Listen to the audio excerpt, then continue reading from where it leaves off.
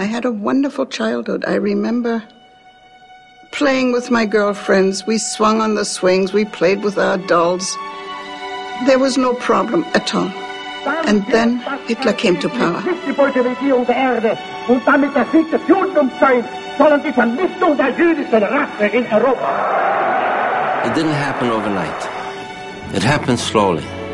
We weren't allowed to open our business. Nobody was allowed to shop in our store.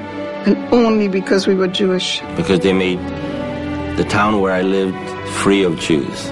I was 11 and a half years old. We had to wear yellow stars. And then suddenly we were transported to a camp. We were hauled out from our cattle cars. I saw these huge buildings with big chimneys. There was flame and smoke coming out. The Jews in the extermination camps were gassed right away, or they were sent out to some labor camps. 6 million Jews were murdered. 172 people my mother once counted from our extended family. Nobody survived. The worst was when we were separated from our family and when we sort of knew that we may not see each other. What should I have said to my mother the last time I was with her? Did I say that I love you? Did I say that I will for always remember you? And these thoughts are with me for the rest of my life. I believe there's a reason why we survived, to tell our stories so that it will never be forgotten and remembered by the world. The Toronto Holocaust Education Centre ensures that voices are heard, voices that teach others about the dangers of hatred, intolerance, and anti-Semitism. Holocaust education is vital to ensure that the principles of compassion, empathy, accountability, and most important of all, responsible citizenship is what guides today's children tomorrow. A tomorrow that simply must be free of the atrocities that have, and in some cases continue, to plague our world today. There's a saying, those that do not remember the past are doomed to relive it. When they were led to the gas chambers, they would turn around to the people behind them and say, "Remember us. Remember us," became my 11th commandments. The Holocaust Education Center of Toronto is playing a very important part in educating students. We speak to approximately 25,000 students a year who are brought into the center. And then we go out to many students in schools all over the city. And I do my best in order to persuade them that they have, as individuals, a responsibility to do the right thing. Students have come up to me and said, "You've changed my life." We find out that their parents have given them some feelings of prejudice to others, not necessarily Jews, that they have now understood are evil.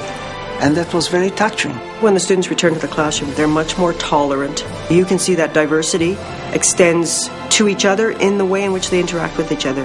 Being a student and listening to these Holocaust survivors talk to me, I learn to respect others, I learn about tolerance, and I learn where hatred will lead us. I'm convinced that these kids get it, and we are doing something, perhaps, that they will understand how we need to coexist with other people of other colors or other religion, that they must have a respect for each and every one. Holocaust education is so important because we reach people that we could never reach in churches, in libraries, that would never know about the Holocaust. Teaches us to be accountable, to be better people, and to live in harmony together with others.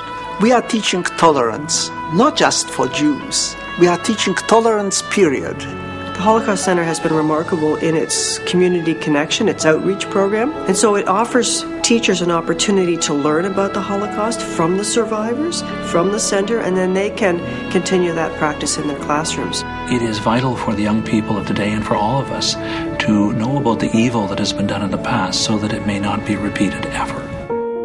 The Holocaust Center also has a hall of memories, remembering the names of people who have died in the Holocaust, and the parents come here and say, my grandmother is mentioned here, and they find their tile. We need to continue to educate people about what happened, not only to keep our families' memories alive, but also so that people know the harm and hatred. Not just hatred against Jews, but hatred against all groups. Listening to the Holocaust survivor really opened my eyes to make sure that young people know words here and there can turn into such a big genocide, and how really important it is to prevent genocide going on today. All of us people are together. The Jewish people in particular have this duty of tikkun olam, of trying to make the world better. The Holocaust Center is an example of the survivors' will to rebuild their lives. I'm an example of it. Remembrance was most important in my life, and I hope that I leave a legacy for the next generation. I will pass the torch to my children and to my grandchildren. And we are the last witnesses, and we hope that these students that are listening to us, and they will tell this story to their children and grandchildren. Holocaust survivors will not be around forever to tell our story. Today, there is a resurgence of anti-Semitism. Even more so now, we have to reach more people to educate them about the Holocaust. It is very important to pass the torch of remembrance to the next generation, so that never again has a meaning in this world, today and forever.